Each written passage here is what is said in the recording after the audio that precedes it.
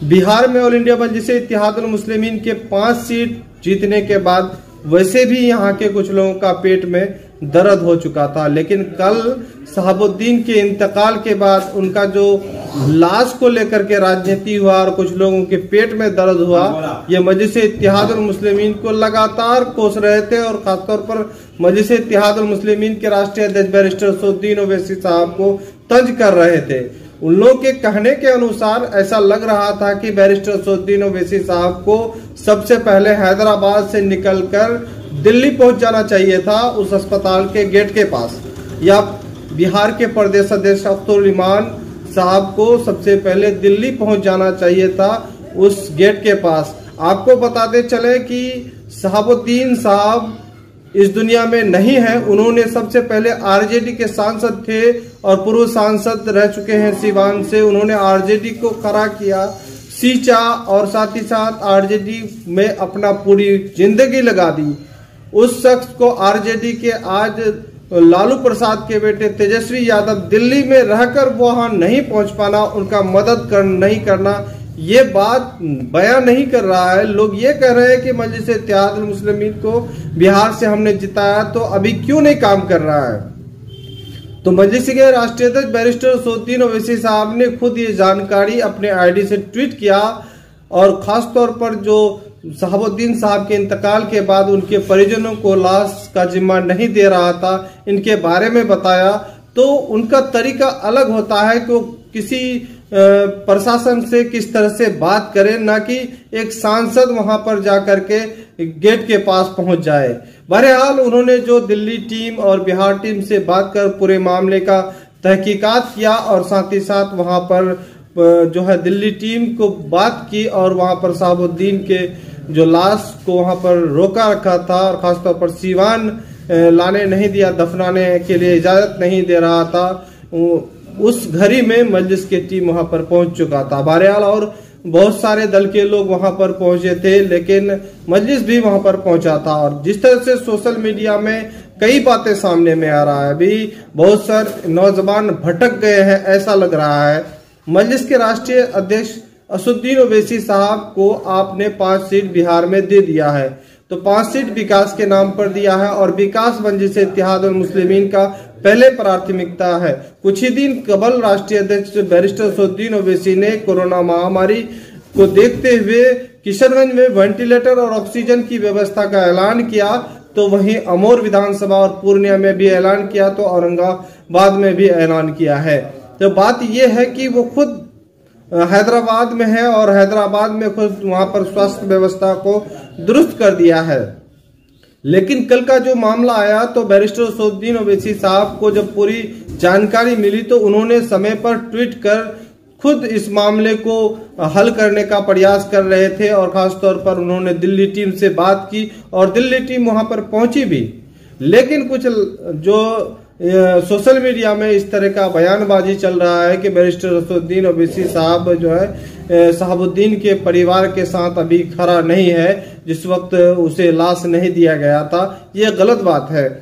आपको तंज उसे करना चाहिए था जिनके पास उन्होंने जिन पार्टी के साथ उन्होंने लंबे अरसे तक कुर्बानी दी, उनके बारे में नहीं बोल रहे हैं आप। बैरिस्टर असदुद्दीन ओवैसी साहब हैदराबाद में है, बिहार में अब्दुल रहमान साहब है, लॉकडाउन है, न फ्लाइट है, न ट्रेन का व्यवस्था है। इस सूरत हाल में बैरिस्टर असदुद्दीन ओवैसी साहब दिल्ली कैसे पहुंचते?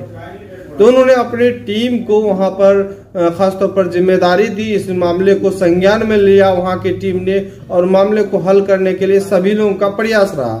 तो आपको अगर तंज करना है तो वहां पर तेजस्वी यादव को तंज कीजिए। तेजस्वी यादव दिल्ली में रहकर भी शहाबुद्दीन साहब के बेटे के पास नहीं पहुंचे और उसका साथ नहीं दिए इस मामले में। हालांकि कुछ लोगों ने यह भी पोस्ट कर रहा है कि इस बार जो है आरजेडी को बैकआउट करनी चाहिए। बहुत सारे लोग आरजेडी को बैकआउट कर रहे हैं, लेकिन यही लोग हैं कल फिर आरजेडी का झंडा ढोएंगे। खुद आपको बता दें कि जिसके यहाँ ये मामला घटी है, पूर्व सांसद शहाबुद्दीन साहब के बेटे ने खुद आरजेडी का अभी तक खिलाफ नहीं है।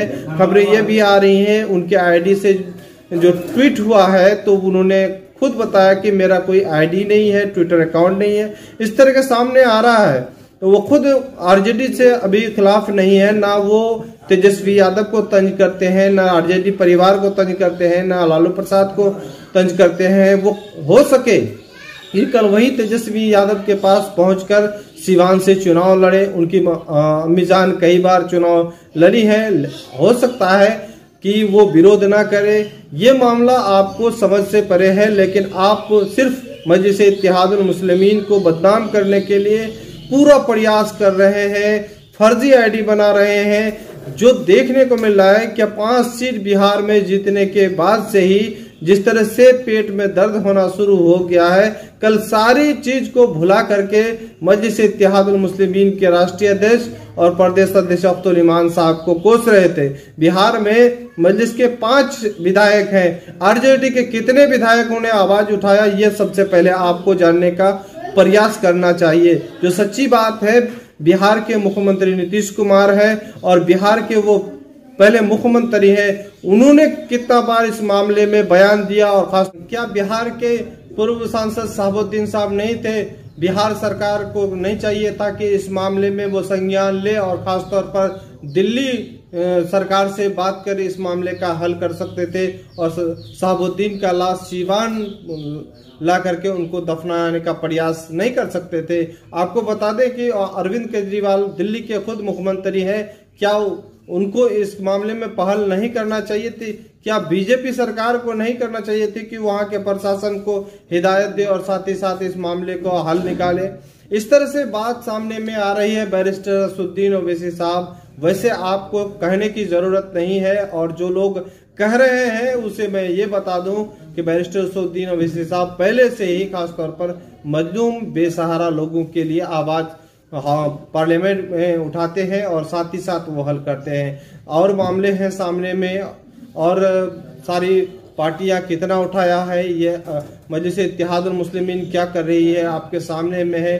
देश में बढ़ता कोरोना महामारी और खासतौर पर लॉकडाउन में मजलिस इत्तेहादुल मुस्लिमीन का क्या रोल रहा है, ये आपके सामने में है। कुछ दिन कबल बैरिस्टर असदुद्दीन ओवैसी साहब जो ऐलान किए ऑक्सीजन को लेकर, ये आपके सामने में है। मामला बहुत सारा है, लेकिन आपको ये भी याद रखना होगा कि शहाबुद्दीन साहब के जो बेटे हैं वसामा, क्या वो आरजेडी छोड़ेंगे या नहीं? सबसे पहले उनसे बात करनी चाहिए आपको, उसके बाद किसी पर तंज करना चाहिए और आरजेडी से बैकआउट करना चाहिए। आपको सबसे पहले समझना चाहिए कि आपकी क़यादत और आप अपनी पार्टी कौन से है उनको पहले तहकीकात करें।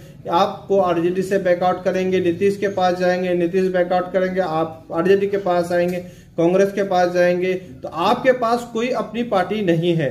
भले ही और सारे राज्य में कई राज्य ऐसे हैं जहां पर कुछ लोगों ने अपनी पार्टी बनाया है, जिससे लोगों को ये खासतौर पर और पार्टियों को ये सोचने का मौका मिल रहा है कि अगर वैद्य इनका वक्त में मदद नहीं करे तो हो सकता है कि आने वाले दिनों में नुकसान होंगे। लेकिन आरजेडी कभी इस तरह का नहीं सोचेगी, क्योंकि वो जानती है कि आने वाले दिनों में सरकार बनाने के मुद्दे पर हम ही को वोट देंगे, ये लोग कहीं जाने वाले नहीं है। क्योंकि अभी नीतीश कुमार साहब बीजेपी के साथ में है, इस बार भी नीतीश कुमार को लोगों ने वोट नहीं दिया है। कांग्रेस और आरजेडी इसी तरह से सोच रही है। आपको सोच बदलना है कि आप किस पार्टी को सपोर्ट कर रहे हैं। आप खुद पार्टी बनाइए, बिहार में पार्टी बनाइए।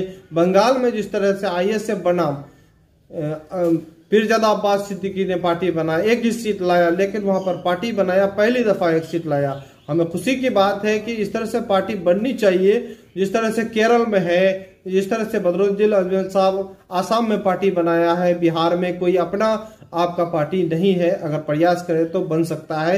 फिलहाल उसी को गैप को पूरा करने के लिए यहाँ पर मजलिस इत्तेहादुल मुस्लिमीन खुद आई है, और मजलिस इत्तेहादुल मुस्लिमीन सीमांचल में आपने 5 सीट दिया है, और देने के बाद से जो विकास मजलिस इत्तेहादुल मुस्लिमीन करना चाहा वो विकास हो रहा है। चूंकि 5 विधायक बिहार की नुमाइंदगी कर रहा है। सबसे बड़ी बात यह है कि बिहार के प्रदेश अध्यक्ष जनाब अब्दुल ईमान साहब लगातार बिहार विधानसभा में पूरे बिहार की नुमाइंदगी कर रहा है, और खासतौर पर बिहार के मुस्लिम और दलितों की नुमाइंदगी कर रहा है। जिस तरह से आपको देख रहे हैं कि लगातार वो अपने आवाज बिहार नहीं पूरे देश में गूंज रहा है। उनके आवाज शिक्षा, स्वास्थ्य और रोजगार के मुद्दे पर वाहिद शख्स है जो बोल रहे हैं और वो बाकी से अपनी बात को रख रहे हैं। और कल